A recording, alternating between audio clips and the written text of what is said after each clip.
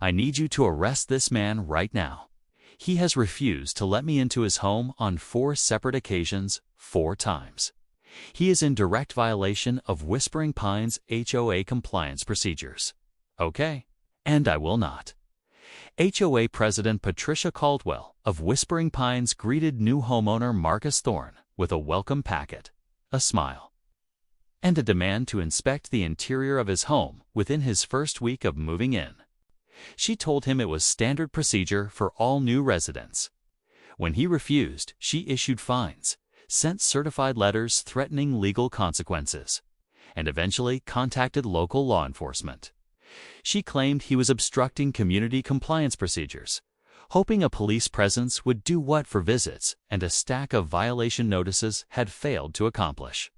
But she was deeply mistaken. What she didn't know was that Marcus had submitted a formal written audit request to the HOA board. He asked for the specific governing document language authorizing interior inspections and received nothing back. 3 neighbors had already confirmed to him privately that no such policy had ever been enforced on them. Furthermore, the 2 officers she sent to his door were about to tell her publicly and on camera the truth. They told her she had no legal authority to compel entry into a private residence. She also didn't know that everything, every visit, every conversation, every word spoken on that porch had been recorded. It was all caught on a camera she walked past every single time she came to his door. Before we go further, what city or country are you watching from? Okay. Drop it in the comments. We love seeing where you're tuning in from. And if you believe that your front door is yours and nobody gets to walk through it without your permission, not a landlord, not a board member, and certainly not an HOA president with a clipboard and a God complex. If you agree, hit that like and subscribe button and come join us right here on HOA Conflicts. Whispering Pines sits off Cedar Ridge Parkway in Denver, Colorado. It features 49 single-family homes, uniform beige exteriors, matching mailboxes, and an HOA that collected $2,900 per household annually.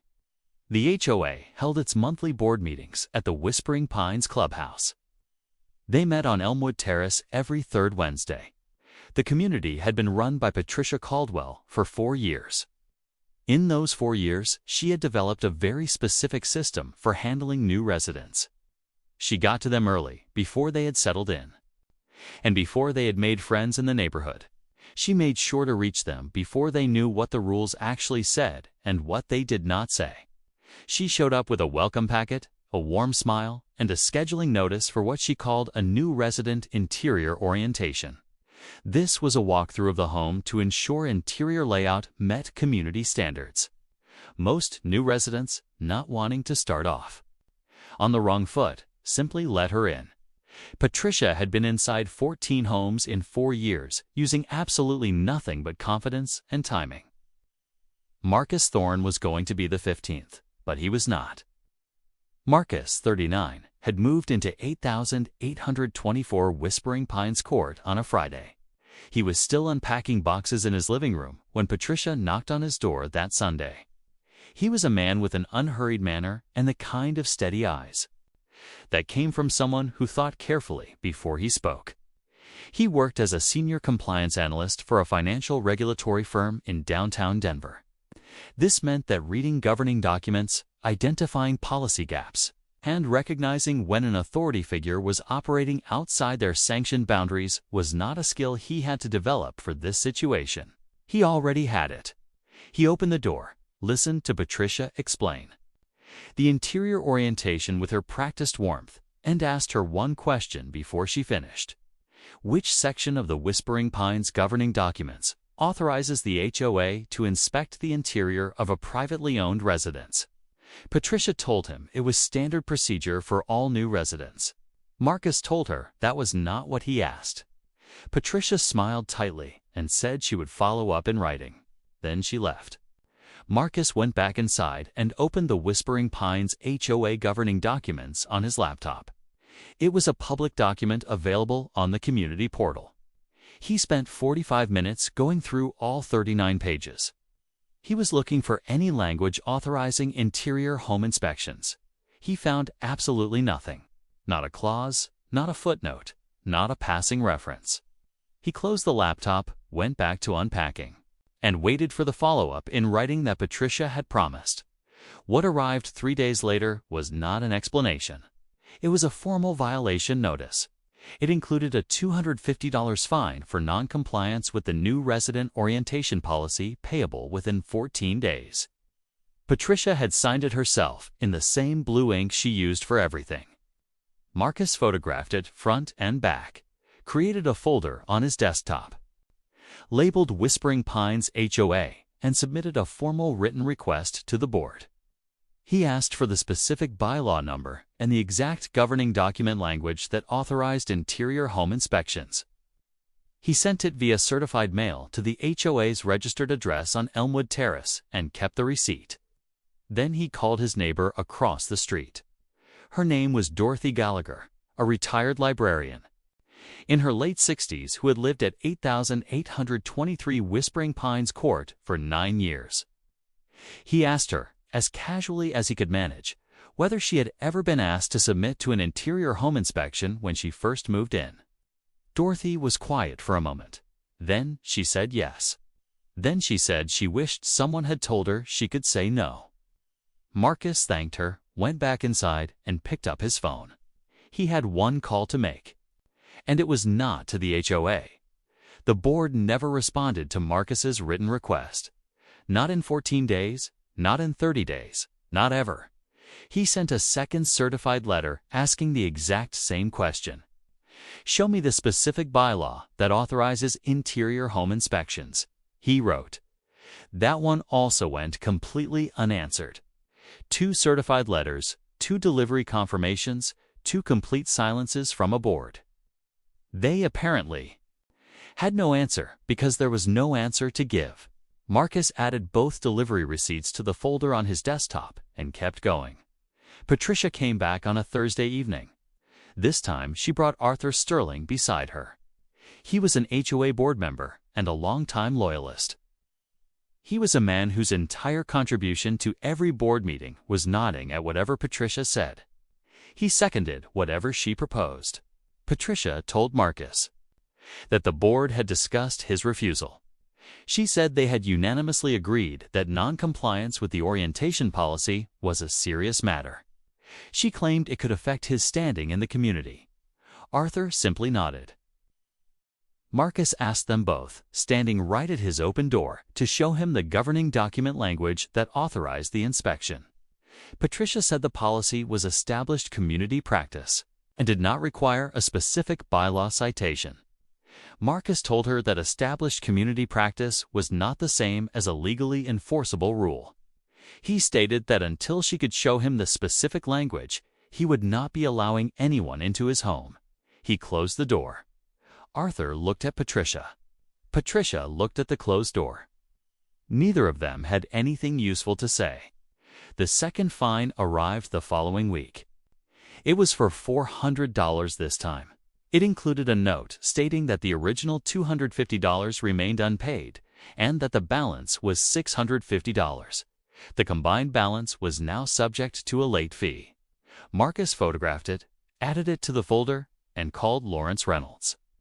Lawrence was a civil rights and property law attorney based on Lincoln Boulevard in downtown Denver. He had spent 12 years handling cases where institutions invented authority they did not actually have. He listened to the full timeline without interrupting. When Marcus finished, Lawrence told him 3 things. Stop paying anything, stop engaging Patricia directly, and let him send a formal legal letter. Lawrence would send a formal records request to the board, demanding the complete governing documents and policy language. The board had 14 days to respond under Colorado HOA transparency law. They did not respond. Meanwhile, Patricia began filing additional bogus violations. She issued a landscaping notice citing grass that was perfect. She filed a noise complaint with no specific incidents cited, and a parking notice for a car sitting perfectly legally in his own driveway. Each one was completely baseless. Each one was photographed and added to the folder. Each notice made Lawrence's legal file thicker and much more useful. Dorothy Gallagher from across the street watched all of it from her front window. Dorothy kept her own written notes on every visit she witnessed, every car she recognized pulling up, and every single time she saw Patricia standing on Marcus's front porch. Then, Patricia called the police. She contacted the Denver Police Department and reported that a resident at 8824 Whispering Pines Court was obstructing mandatory HOA compliance procedures. She implied there may be something illegal inside the home. She requested that officers be dispatched immediately to compel his cooperation. She made the call on a Tuesday morning and felt very good about it. She had used this intimidation tactic before. It was meant to move difficult situations along, and it had always worked.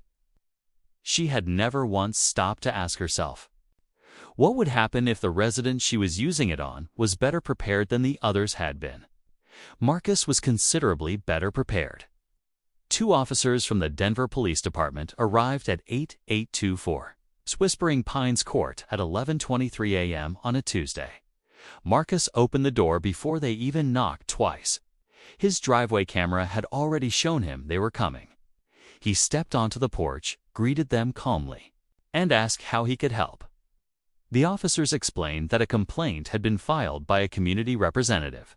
Marcus nodded, went back inside for exactly 30 seconds, and came back out with a folder. He handed the first officer his property deed, the full Whispering Pines governing documents, and his 2 certified mail receipts. These showed his unanswered written requests to the board asking for the specific bylaw authorizing interior inspections. Then he asked the officers the exact same question he had been asking Patricia Caldwell for 6 straight weeks. Which law requires a homeowner to allow an HOA president into their private residence? The officers looked closely at the documents. Then they looked at each other. Patricia was standing at the edge of the driveway. She was watching with the confident expression of someone who expected this to go her way. It did not go her way. The first officer turned to her and asked her to produce the governing document language.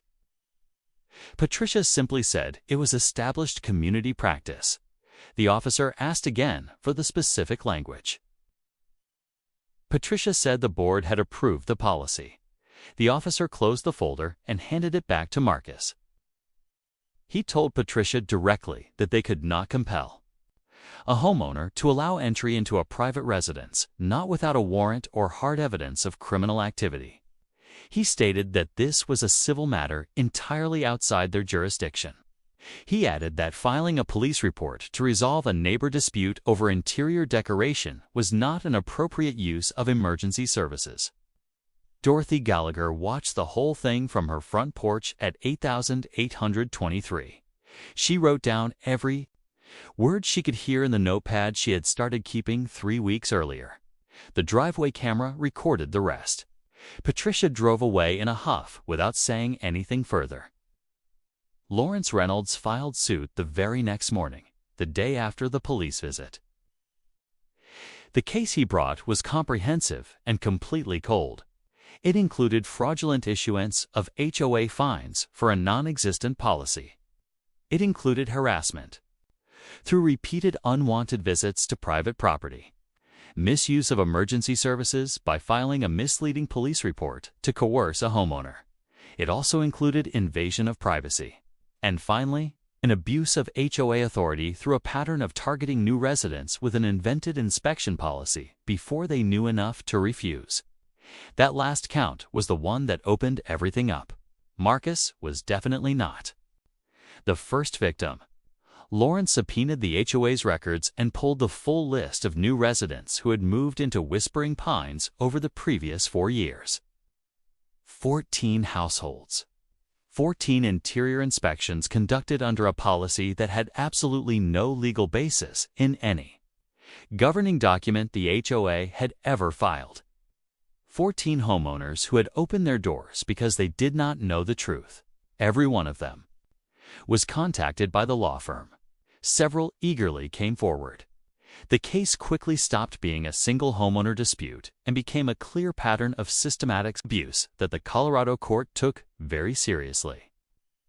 Patricia was found personally liable on every single count. She paid Marcus's full legal fees directly out of her own pocket. She paid hefty damages for 6 weeks of harassment, fraudulent fines, and the police report. Arthur Sterling settled separately before the ruling came down. He released a cowardly statement expressing regret about decisions made under prior board leadership. Everyone understood what this meant. He had seen the exit and walked through it without looking back. The state HOA regulatory board suspended the Whispering Pines board pending a full sweeping governance review. Patricia was formally removed as president. She was legally barred from serving in any HOA leadership role in the state of Colorado for 5 years. Marcus went home, closed his front door, and decorated his house exactly the way he wanted. Nobody ever asked to inspect it again. If your HOA has ever tried to walk through a door they had absolutely no right to open, drop it in the comments below. We want to hear it.